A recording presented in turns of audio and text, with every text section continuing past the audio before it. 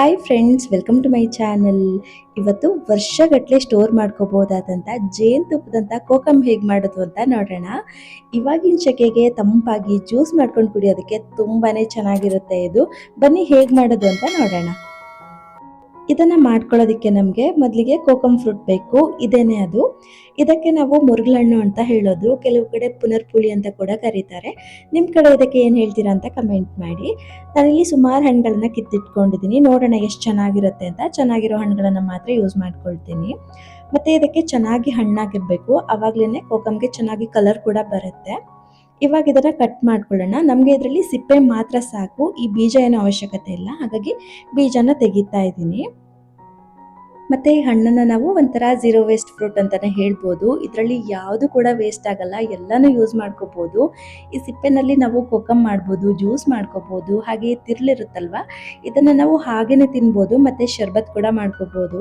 ಹಾಗೆ ಇದ್ರ ಬೀಜನ ಒಣಗಿಸಿ ಅದರಲ್ಲಿ ಎಣ್ಣೆ ಕೂಡ ಮಾಡ್ತಾ ಇದ್ರು. ನಮ್ಮನೇಲಿ ಕೂಡ ಮಾಡ್ತಾ ಇದ್ರು ಮುಂಚೆ ಎಲ್ಲ. ಆದ್ರೆ ತಿನ್ನೋದಿಕ್ಕೆ ಅಷ್ಟು ಚೆನ್ನಾಗಿರಲ್ಲ. ನಾವು ಇದನ್ನ ದೀಪ ಹಚ್ಚೋಕೆಲ್ಲ ಯೂಸ್ ಮಾಡ್ತಾ ಇದ್ವಿ. ಕೆಲವರು ತಿಂತಾರೆ ಇದ್ರ ಎಣ್ಣೆನ, ಆದ್ರೆ ಇವಾಗೆಲ್ಲ ಯಾರು ಮಾಡಲ್ಲ ಅನ್ಸುತ್ತೆ. ಯಾಕಂದ್ರೆ ತುಂಬಾ ದೊಡ್ಡ ಪ್ರೊಸೆಸ್ ಅದು, ಮತ್ತೆ ಮಾಡೋದಕ್ಕೂ ಕೂಡ ತುಂಬಾ ಟೈಮ್ ಬೇಕಾಗತ್ತೆ. ಹಾಗೆ ಇದನ್ನ ನಾವು ಉದ್ದುದ್ದ ಅಲ್ಲ, ಅಡ್ಡಡ್ಡ ಕಟ್ ಮಾಡ್ಕೋಬೇಕು. ಅಂದ್ರೆ ನಿಂಬೆ ಹಣ್ಣೆಲ್ಲ ಕಟ್ ಮಾಡ್ತೀವಿ ಅಲ್ವಾ, ಆ ತರ ಕಟ್ ಮಾಡ್ಕೊಂಡ್ರೆ ನಮ್ಗೆ ಸಕ್ಕರೆ ಹಾಕೋದಿಕ್ಕೆ ಮತ್ತೆ ಒಣಗಿಸ್ಕೊಳ್ಳೋದಿಕ್ಕೆ ಎಲ್ಲ ತುಂಬಾ ಈಸಿ ಆಗತ್ತೆ. ಹಾಗಾಗಿ ಈ ತರ ರೌಂಡ್ ಆಗಿ ಕಟ್ ಮಾಡ್ಕೊಂಡು ಇಟ್ಕೊಳ್ತಾ ಇದ್ದೀನಿ. ಸಿಪ್ಪೆ ಮತ್ತೆ ಬೀಜನೆಲ್ಲ ಸಪರೇಟ್ ಮಾಡ್ಕೊಂಡು ಇಟ್ಕೊಳ್ತೀನಿ. ಎಲ್ಲಾನು ಕಟ್ ಮಾಡ್ಕೊಂಡಿದ್ದಾದ್ಮೇಲೆ ಇದಕ್ಕೆ ಸಕ್ಕರೆ ಹಾಕೊಳ್ಳೋಣ. ಚೆನ್ನಾಗಿರೋ ಹಣ್ಣುಗಳನ್ನೆಲ್ಲ ಬಿಡಿಸ್ಕೊಂಡಿದ್ದಾದ್ಮೇಲೆ ಈ ತರ ಪ್ಲೇಟ್ ಅಲ್ಲಿ ಜೋಡಿಸ್ಕೊಂಡಿದ್ದೀನಿ. ಇವಾಗ ಇದಕ್ಕೆ ಸಕ್ಕರೆ ಹಾಕೊಳ್ಳೋಣ. ಇದಕ್ಕೆ ಸಕ್ಕರೆನ ನಾವು ಈ ಸಿಪ್ಪೆನಲ್ಲಿ ಪೂರ್ತಿ ಆಗುವಷ್ಟು ಹಾಕೋಬಹುದು. ಆದ್ರೆ ನಾನಿಲ್ಲಿ ಸ್ವಲ್ಪ ದಪ್ಪ ಸಕ್ಕರೆ ಹಾಕ್ಬಿಟ್ಟಿದ್ದೆ. ಹಾಗಾಗಿ ಇದನ್ನ ಒಣಗಿಸ್ಕೊಂಡ್ಮೇಲೂ ಕೂಡ ಸಕ್ಕರೆ ಎಲ್ಲ ಸ್ವಲ್ಪ ಹಾಗೇನೆ ಉಳ್ಕೊಂಡ್ಬಿಟ್ಟಿತ್ತು. ಹಾಗಾಗಿ ನೀವೇನಾದ್ರೂ ಮಾಡೋದಾದ್ರೆ ಸಣ್ಣ ಸಕ್ಕರೆ ಹಾಕೊಳ್ಳಿ, ಅವಾಗ ಚೆನ್ನಾಗಿ ಕರಗುತ್ತೆ ಸಕ್ಕರೆ ಎಲ್ಲಾನು. ಮತ್ತೆ ಕೆಲವ್ರು ಏನ್ ಮಾಡ್ತಾರೆ ಅಂದ್ರೆ ಈ ತರ ಸಪರೇಟ್ ಆಗಿ ಸಕ್ಕರೆ ಹಾಕ್ತಾ ಕೂತ್ಕೊಳ್ಳಲ್ಲ. ಎಲ್ಲ ಸಿಪ್ಪೆನೂ ಕೂಡ ಒಂದ್ ಪಾತ್ರೆನಲ್ಲಿ ಹಾಕಿ ಅದಕ್ಕೆ ಸಕ್ಕರೆ ಕೂಡ ಹಾಕಿ ಅದನ್ನ ಕರಗೋದಿಕ್ಕೆ ಬಿಟ್ಬಿಡ್ತಾರೆ.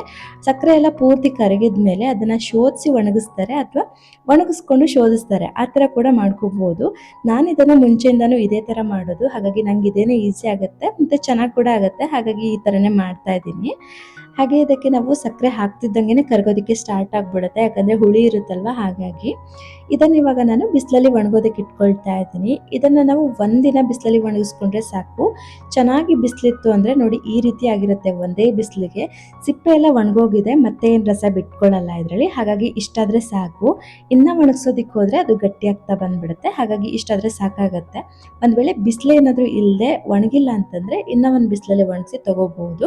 ಅವಾಗ ಈ ತರ ಸಕ್ಕರೆ ಎಲ್ಲ ಕರಗಿ ಕೋಕಮ್ ರೆಡಿ ಆಗತ್ತೆ. ನೋಡಿ ಇವಾಗ ಇದು ರೆಡಿ ಇದೆ. ಇದನ್ನ ಇವಾಗ ನಾವು ಹಿಂಡಿ ರಸ ತೆಗಿಬೇಕು. ಅಂದ್ರೆ ರಸ ಸಿಪ್ಪೆನೆಲ್ಲ ಸಪರೇಟ್ ಮಾಡ್ಕೋಬೇಕು. ಮತ್ತೆ ನಾನು ಆಗ್ಲೇ ಹೇಳ್ದಂಗೆ ಒಂದೊಂದ್ ಸಕ್ಕರೆ ಎಲ್ಲ ಹಾಗೆ ಉಳ್ಕೊಂಡ್ಬಿಟ್ಟಿತ್ತು. ಏನು ಪರವಾಗಿಲ್ಲ, ನಾವ್ ಇದನ್ನ ಸ್ಟೋರ್ ಮಾಡಿ ಇಟ್ಕೊಳ್ತೀವಿ ಅಲ್ವಾ, ಅವಾಗ ಎಲ್ಲ ಸಕ್ಕರೆ ಕೂಡ ಕರ್ಗೋಗುತ್ತೆ ಹುಳಿ ಇರೋದ್ರಿಂದ. ಮತ್ತೆ ಇದನ್ನ ಹಿಂಡಿರ್ತೀವಿ ಅಲ್ವಾ, ಈ ಸಿಪ್ಪೆನೂ ಕೂಡ ಏನು ವೇಸ್ಟ್ ಆಗಲ್ಲ. ಇದನ್ನು ಕೂಡ ನಾವು ರಿಯೂಸ್ ಮಾಡ್ಕೋಬಹುದು. ಇದನ್ನ ಒಣಗಿಸಿಟ್ಕೊಂಡು ನಮ್ಗೆ ಏನಾದ್ರು ಮಾಡ್ಬೇಕು ಅಂದಾಗ ಅದನ್ನ ನೆನ್ಸಿಟ್ಕೊಂಡು ಅದರಲ್ಲಿ ಜ್ಯೂಸು, ರಸಮ್ಮು ಮತ್ತೆ ಸೋಲ್ಕಡಿ ಅಂತೆಲ್ಲ ಮಾಡ್ತಾರೆ. ಅದನ್ನು ಕೂಡ ಮಾಡ್ಕೋಬಹುದು ಇದರಲ್ಲಿ. ಆದ್ರೆ ಕಲರ್ ಅಷ್ಟಾಗಿ ಬರಲ್ಲ, ಆದ್ರೆ ಹುಳಿ ಟೇಸ್ಟ್ ಅಂತೂ ಇದ್ದೇ ಇರುತ್ತೆ. ಎಲ್ಲಾನು ಹಿಂಡಿ ತೆಗ್ದಿದ್ದಾಯ್ತು. ನೋಡ್ಬೋದು ಒಳ್ಳೆ ಜೇನುತುಪ್ಪ ತರ ಆಗಿರುತ್ತೆ. ನೋಡ್ಬೋದು ಎಷ್ಟು ತಿಕ್ಕಾಗಿ ಬಂದಿದೆ ಅಂತ. ನೀವೇನಾದ್ರೂ ಇದನ್ನ ಹೊರಗಡೆನೆ ಇಟ್ಟು ಸ್ಟೋರ್ ಮಾಡ್ಕೊಳ್ತೀರಾ ಅನ್ನೋದಾದ್ರೆ ಈ ತರ ಒಂದ್ ಪಾತ್ರೆನಲ್ಲಿ ಹಾಕಿ ಇದನ್ನ ಮತ್ತೆ ಒಂದೆರಡು ದಿನ ಬಿಸಿಲಲ್ಲಿ ಒಣಗಿಸ್ಕೊಂಡು ಆಮೇಲೆ ಒಂದ್ ಗ್ಲಾಸ್ ಜಾರಲ್ಲಿ ಹಾಕಿ ಸ್ಟೋರ್ ಮಾಡ್ಕೊಳ್ಳಿ. ನಾನು ಇದನ್ನ ಫ್ರಿಜ್ ಅಲ್ಲಿ ಇಡ್ತಾ ಇದ್ದೀನಿ, ಹಾಗಾಗಿ ಮತ್ತೆ ಒಣಗಿಸೋದಿಕ್ ಹೋಗಿಲ್ಲ, ಹೀಗೇನೆ ಸ್ಟೋರ್ ಮಾಡ್ಕೊಳ್ತೀನಿ. ಹಾಗೇನೆ ಹಿಂಡಿರೋ ಸಿಪ್ಪೆ ಇತ್ತಲ್ವಾ, ಅದನ್ನು ಕೂಡ ಒಣಗಿಸಿ ಇಟ್ಕೊಳ್ತಾ ಇದ್ದೀನಿ. ಇದನ್ನು ಕೂಡ ರಿಯೂಸ್ ಮಾಡ್ಕೋಬಹುದು. ಹಾಗಾಗಿ ಇದನ್ನು ಕೂಡ ಏನು ವೇಸ್ಟ್ ಮಾಡೋದು ಬೇಡ. ಹಾಗೆ ನಾನಿಲ್ಲಿ ಈ ಕೋಕಮನ್ನ ಈ ತರ ಒಂದು ಗ್ಲಾಸ್ ಬಾಟಲ್ ಅಲ್ಲಿ ಹಾಕಿ ಸ್ಟೋರ್ ಮಾಡ್ಕೊಂಡಿದ್ದೆ. ಇದನ್ನ ಮಾಡಿ 2 ವರ್ಷ ಆಗಿದೆ. ನಾನು ಇದನ್ನ ಯೂಟ್ಯೂಬ್ ಸ್ಟಾರ್ಟ್ ಮಾಡಿದ ವರ್ಷನೇ ಮಾಡಿ ಇಟ್ಕೊಂಡಿದ್ದೆ ವಿಡಿಯೋನ.